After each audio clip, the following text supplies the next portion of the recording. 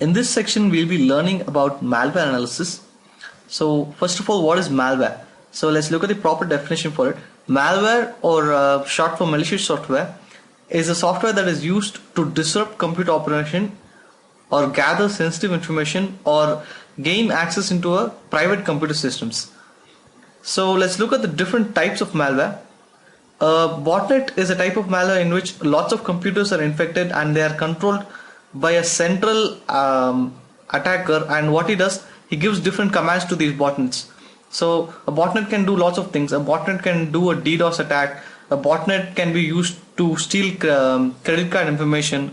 A botnet can be used to scan targets, all these sort of things. A botnet can even be used to compromise other computers and spread the botnet, lots of things.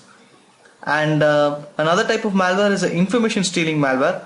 I'll give you an example. Some malwares, what they do is, after they get into the computer, they get the saved usernames and passwords from browsers like Firefox or Chrome or Internet Explorer and send it to the attacker. They can even steal information like emails from Thunderbird or Outlook and all those applications. So they get all sensitive information and send it to the attacker. A RAT is also called a remote administration tool. Basically what it does, it allows the attacker the level of access he'll have if he has physical access to the computer. So a RAT can open a CD tray, it can turn off a computer, reboot the computer. With a RAT, an attacker can view all the files, he can kill a process, he can start a process, he can turn on the web camera, he can turn on the mic, he can do a lot of things. So anything a user can do if he has physical access, the attacker can do using a RAT. Adware is a type of malware in which it serves ads to the user, and this gives the attacker money, because when the user clicks on the ad, he gets money from the ad company. So this is a very prominent type of malware. A rootkit is a type of malware which hides itself from the user. So a rootkit will be such that if you go to msconfig and look at the startup items, the malware won't show up there, because the rootkit is stopping the user from being able to see that part of the startup. So that is only a small bit of what a rootkit can do. It can hide itself in a multitude of ways. A scareware is a type of malware which scares you into paying money. So you would have seen this a lot of times if you're browsing a website or after infection. What it will do is, it will say that your computer has 20,000 viruses or 30,000 viruses, and it will say that it has detected all these malwares, but in order to remove them you need to pay some amount of money. But the reality is that there is no malware in your computer, and probably the only malware in your computer will be the scareware. And after you pay the money, it might simply act like it has solved the issue and uninstall itself. So a scareware is like that. A ransomware is much more dangerous. What it does is that it holds the computer ransom, and unless you pay some money to the attacker, he will not release the computer. But ransomware has evolved into something called crypto malware. A crypto malware is much more dangerous than ransomware, because before, ransomware simply used to lock the computer and make it unusable, and any person with a decent amount of technical knowledge can retrieve the data and install the operating system over again if it's needed. But a crypto malware, what it does, it encrypts all the sensitive files in that computer, and the key is only there with the attacker. And unless the attacker gives the key to the user, he will not be able to view any of the files. So this is very, very dangerous when it comes to corporates and big companies, because all their financial data, their current documents and all that, unless they are backed up, they'll get encrypted, and there is no way out of it either except paying the attacker and getting the key.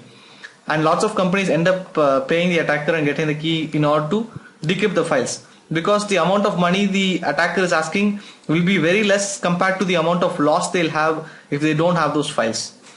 A worm is a more intelligent malware. What it can spread itself, and it can scan where it is in a network, and it can act according to certain rules.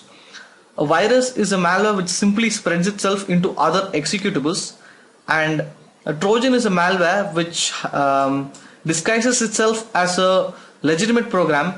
Suppose, let's say, it disguises itself as MS Office, and it installs MS Office but also installs a malware along with it. So this will give you an idea on the basic types of malware. So let's go to the next section. Let's look at the different types of analysis. There are two types of analysis when it comes to malware. One is static analysis and the other is dynamic analysis.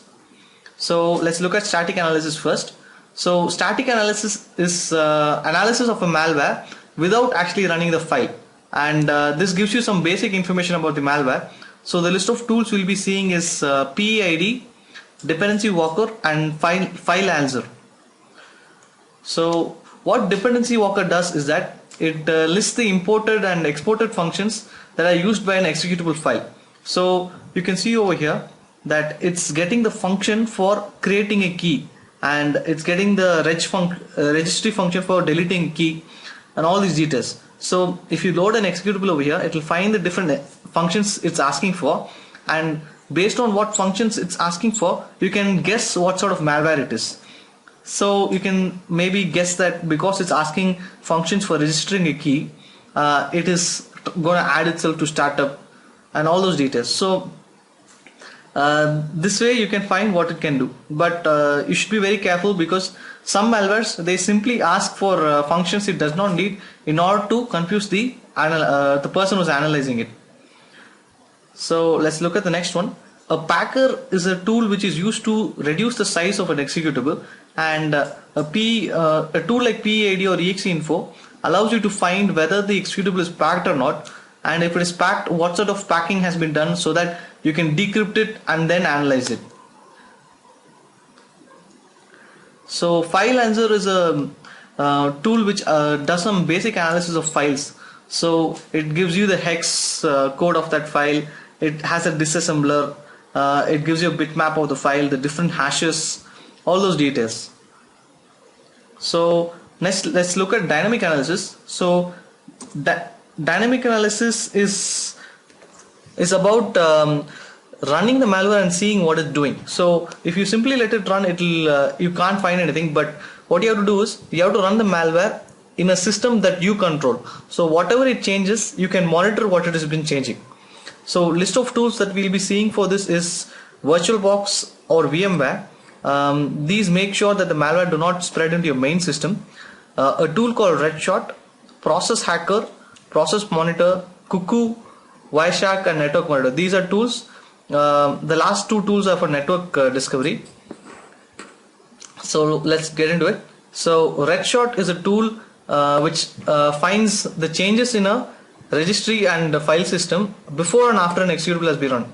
So first what it does, it takes a snapshot or a red shot, or this tool calls it a red shot of a registry and saves it, and after you run the malware it takes another red shot. So what happens after that is that it if you give compare, it will find what has changed between those 2 points in time. So one is before malware has been installed, one is after malware has been installed. So that way you can see what the malware has actually done to the registry. The same goes for the file system, what file it has added, what file it has deleted, and all these details. So you can see over here that it has added a file called infocard.exe. You can see it has deleted 2 files over here. You can see it has added itself to startup. So you can get some details about the malware. Process Hacker is a sort of replacement for Task Manager and gives you a lot more things you can do with it. And you can see over here that you can see the different services, processes, you can stop them, and you can also go to network and see which process is using the network and all those details. Wireshark is a tool that is used for network traffic, and this way if it is a botnet or a rat, the different commands that is receiving from an attacker, you can find it using Wireshark. So if an attacker is telling DDoS this website, that command can be seen in Wireshark, and even if it is encrypted, you can decrypt it and get the original command, and you can see what the attacker is up to. So this is very, very helpful when it comes to botnet analysis, because the malware researchers will have an infected machine in their computer, and when a attacker sends a command to the entire botnet, the malware authors no, the malware analysis will also get that command, and they'll get to know what the attacker is up to. So you can also do code analysis using disassemblers and debuggers. So list of tools that you can use is IDA Pro, Ollie Debug, and Immunity Debugger. So you can reverse the code using Ollie Debugger, and let's look at how viruses are detected. Viruses are detected using a method called signatures, and let's look at different ways in which signatures are written. Hashing is a very simple format like MD5 hashing, SHA hashing, and all those hashes. So what happens is that the antivirus takes a hash of the virus, and if it comes across a file which has the same hash, then it considers that as the virus. And string search is also used to find viruses, because a string signature, what it has is that it has a unique series of bytes for that malware. So this string over here is for the stoned boot virus, and this does not change for any of the versions of that malware. The problem with hashing is that even if a small byte change happens in a file, the hash will be completely different and not be detected because the hash has changed. But in a string search, if you find a unique string for one malware, it can be universal to that entire family of malware. Bookmarks is another type of signature which calculates the number of bytes between the start of a virus body and the detection string, and this is very helpful if you want to when it comes to recovery of the file after the detection. So even if a file has been infected by a virus, the original file can be detected, it can be recovered because of bookmarks.